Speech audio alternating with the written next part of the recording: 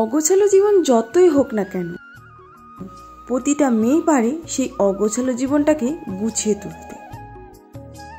ছোটদের ভালোবাসা এবং বড়দের আশীর্বাদ নিয়ে আজকে ব্লগটা আবার শুরু করতে চলেছি। তো চলো, আজকে কিন্তু মর্নিং বললাম না, কারণ এই ব্লগটা আমি আজকে সকাল থেকে শুরু করিনি, রাত থেকে শুরু করছি। মানে এই ধরো 4টা থেকে শুরু করেছি, কারণ সকালে উঠে কাজ টাজ করার পরে আর কোনো ব্লগ করা হয়নি। আমি ক্লাসে চলে গিয়েছিলাম, তারপরে ক্লাস থেকে এসে ভিডিওটা শুরু করেছি। তো আমাদের বাড়িতে কয়েকটা বেগুন গাছ হয়েছে, সেই বেগুন গাছগুলো কিন্তু আমিই লাগাইছি। আমি ভাবতে পারিনি সেই বেগুন গাছে এতগুলো বেগুন ধরবে। তার আগেও 2-3 বার খেয়েছি, তোমাদেরকেও দেখিয়েছি, কিন্তু যখনই তুলি তোমাদেরকে শেয়ার করি, না শেয়ার করলে ভালোই লাগে না, কারণ আমাদের বাড়িতে তো সেভাবে সবসময় হয় না, তো দেখাতে আমার বেশ ভালোই লাগে। সেগুলোকে তোলার পরে মানে ছেঁড়ার পরে, আর বেগুন গাছে কিন্তু প্রচণ্ড কাঁটা। আগে আমি জানতামই না অত কাঁটা থাকে, জানতাম মানে হালকা ফুলকা কাঁটা থাকে, কিন্তু এত যে বেগুন গাছে কাঁটা আমি জানতামই না। তোলার পরে আমি বুঝলাম সত্যি প্রচুর কাঁটা ছিল, বেগুনটাকে তোলাই যাচ্ছিল না, মানে ছেঁড়া যাচ্ছিল না। তারপরে দিদি সন্ধ্যাবেলায় তো জানোই সকালে যেভাবে কাজ থাকে, সন্ধ্যাবেলা ঠিক ওরকমই কাজ থাকে। দিদি ঝাড়টার দিতে শুরু করলো, আর আমি গাছে জল দিতে শুরু করলাম। এবার কিন্তু বর্ষা পড়ে গেছে, তো গাছের জল মানে বর্ষাটা তো পড়ে গেছে, কিন্তু জল না দিলেও হয়। তবু কেমন যেন 2-3 দিন থেকে বৃষ্টি না পড়ে গাছগুলো যেমন শুকিয়ে গেছে, তার জন্য একটুখানি জল দিলাম। জল দেওয়ার পরে দিদি শিলনোড়ায় ডাল পিষতে ছিল। দাদা বলেছে যে আসার পথে ও নাকি গন্ধ পাতা নিয়ে আসবে। আমি জানি না কে কে খায়, কিন্তু আমার তো ভীষণই ভাল লাগে। অনেকজনে আবার এই নামটাও জানে না যে গন্ধ পাতা মানে খাওয়া যায়, অনেকজনে জানে না। বাট এটা খেলে না অনেকের স্বাদ বাড়ে, আবার খেতেও খুব সুস্বাদু হয়। মানে সুস্বাদু বলতে ওই সুগন্ধ না, মানে খেতে দারুণ লাগে। আমার তো ভীষণ প্রিয়। মানে এই গন্ধ পাতার যে বড়াটা থাকে না, হ্যাঁ অনেকজনে গন্ধটা পছন্দ করে না, কিন্তু যখন বড়াটা হয় তখন কিন্তু খেতে বেশ ভালোই লাগে। তারপরে দিদি এইদিকে ওই বড়ার রেসিপির জন্য ও চলে গেল রান্নাঘরে, আর আমি সন্ধ্যা যেহেতু লেগে গেছে, তো হাত পা ধুয়ে পরিষ্কার হয়ে চলে আসলাম সন্ধ্যা দিতে। ততক্ষণে এই যে দেখতে পাচ্ছ লাইট জ্বলতেছে, আমি বারবার ওইদিকে তাকাচ্ছি। দাদা চলে আসছিল গন্ধ পাতা নিয়ে, ওটাকে তো আবার পরিষ্কার করতে হবে। দাদার ডিউটির ওখানে মানে প্রচুর হয়েছে, তো দাদা বলছে আসার পথে নাকি ও নিয়ে আসবে। তো চলো সন্ধ্যাটা দিয়ে দিই একটু।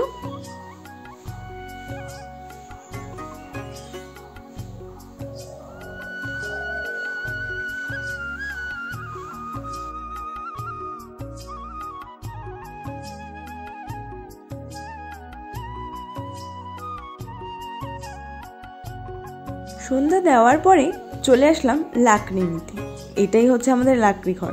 এখানে মা প্রত্যেক বছর এইভাবেই লাকড়ি গুছিয়ে রাখে, আর আমাকে ওখান থেকে না লাকড়ি আনতে খুব ভালো লাগে, তাই তোমাদেরকে না আমি শেয়ার করি সেই জায়গাটাকে। মা এত সুন্দরভাবে গুছিয়ে রাখে না, দেখতে খুব ভালো লাগে। তারপরে এই যে দেখো এই গন্ধ পাতাটা দাদা আনলো, তো খুব কচি কচি ছিল। অনেকজনে তো শুধু পাতা খায়, হ্যাঁ, কিন্তু এই কচি কচি ইয়েটা থাকে না ওর, তো ওটাও খুব ভালো।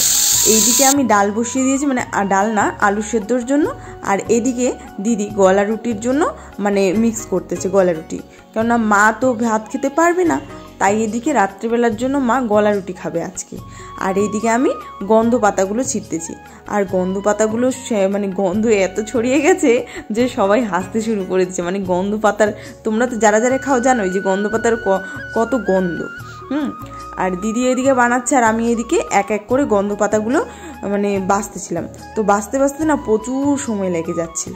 তারপরে মা যেন কোথায় গিয়েছিল, কাকিমাদের বাড়ি থেকে মা আসলো, তারপরে একসঙ্গে আবার গন্ধ পাতাগুলোকে বাছতে শুরু করে দিয়েছি।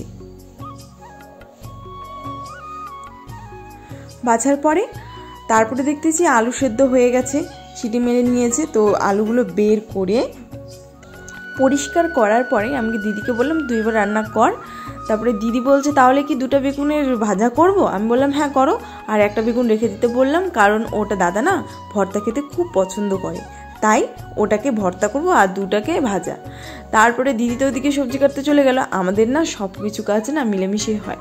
তারপরে মা আবার এখানে গলা রুটি বানাতে চলে আসলো। দিদি কিন্তু অত ভালো বানাতে পারে না গলা রুটি, মার না তেল ছাড়াই কি সুন্দর বানিয়ে ফেলে, একদম গোটা গোটা। তারপরে মা তো গলা রুটি বানিয়ে ফেললো, এদিকে দিদি বড়ার রেসিপি একদম সব কমপ্লিট করে এগুলো মেখে নিচ্ছে, এখন দিদি বড়া বানাবে। আর আমি ভাই কি বলবো, আমি তো ভীষণই থাকি, তো তার জন্য কখন যে বড়া হবে ওর জন্য রেডি হয়ে আছি। তার আগে দিদি দেখছি আগে সবজিটা বানিয়ে নিচ্ছে, কারণ বড়া বানানোর পর দিদির একটা অভ্যেস আছে, টিভি দেখতে দেখতে চা আর কিছু না হলে না ওকে ভালো লাগে না। তো আগে ভাবতে সবজিটা বানিয়ে নেবো, তারপরে বড়া বানাবে, তাহলে টিভি দেখতে দেখতে বড়া খেতে পারবে। এদিকে দেখো বেগুনগুলো ভাজার পরে দিদি বলছে তাহলে ঝোলে দিয়ে দিই, ভালো লাগবে খেতে। তো আমি বলছি ঠিক আছে দিয়ে দাও। আর এই আলুর দমটা যেটা বানিয়েছিল না, দারুণ টেস্টি হয়েছিল। দিদি এইভাবে দিদির আলুর দম বানায় যখন, আমাকে দারুণ লাগে খেতে। তারপরে এখানে বড়া বানাচ্ছিলাম, আর আমি দিদির পাশে বসে আছি। যতক্ষণ না বড়া ভাজা হচ্ছে আমি ওখান থেকে এক পাও নড়বো না। হ্যাঁ, তো দেখো কি সুন্দর করে দিদি বড়া ভেজে নিয়েছে, আর আমি দাদাকে দিয়ে আসলাম কিছু বড়া ভেজে। আর দিদি লাস্টবার ভেজে টিভি দেখে ওখানে বসে বসে খাবে। তো চলো আমি এখানে আজকের ব্লগটা শেষ করতেছি। আশা করছি তোমাদের আমার ব্লগগুলো ভালো লাগছে যে, আর যারা এখনও আমার ব্লগগুলোকে দেখোনি প্লিজ তোমরা আমার ব্লগটাকে দেখো, আর পারলে শেয়ার করো, আর চ্যানেলটাকে সাবস্ক্রাইব করে আমার পাশে থেকো। তো আজকের জন্য টাটা, বাই বাই। কালকে আসবো আবার নতুন একটা ব্লগ নিয়ে।